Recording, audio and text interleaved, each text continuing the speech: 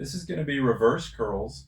So the difference between this and normal curls is going to be your hand position. A normal curl, generally you're going to see this supinated underhand grip or maybe a slight angle in. And then a hammer curl, generally you're going to be neutral or maybe slightly inward. And now a reverse curl, we're going to go fully pronated or overhand or maybe slightly up here. Now, for the sake of most people's wrists, I like using an easy bar. We can use a straight bar if we want, and it will put you in a flatter position. But if your wrists or elbows don't like it, just get an easy bar and run off of the angles there. It'll be a lot friendlier for your wrists and elbows. Now, I'm going to grab these angles here that would lead up and point together in like a triangle. And this is where I'm going to start. I can go thumbs or no thumbs.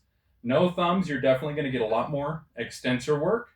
If you do use your thumbs, then it should be pretty well just right in through here. You brachioradialis.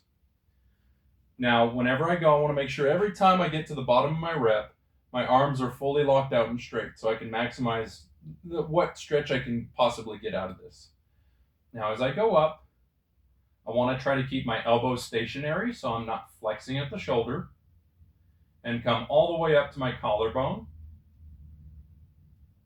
If I do get a little bit of flexion at the shoulder, that's all right as well. I just don't want to be really excessive with it. So that just means if your elbows swing forward a little bit, that's okay. Now, if you want to really reduce how much your elbows swing forward, you can keep it close to the body and do more of a drag curl. This will really emphasize your forearms, while out here, you're going to get a bit more of a blend of your forearms and your biceps.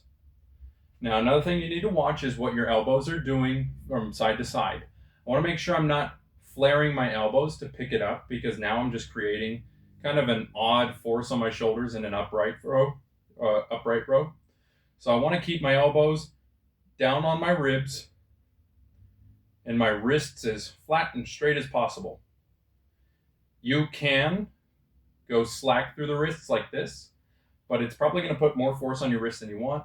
So I like to flare my wrists up and flick them up and keep it there. It feels like it gets a lot better forearm work. But you see, I'm not going to let my elbows out to the sides. As I get tired, it might want to, and I need to start wrangling it in. But I'm making sure to get all the way to the bottom, keeping the elbows on the sides, and minimizing as much forward elbow travel as possible.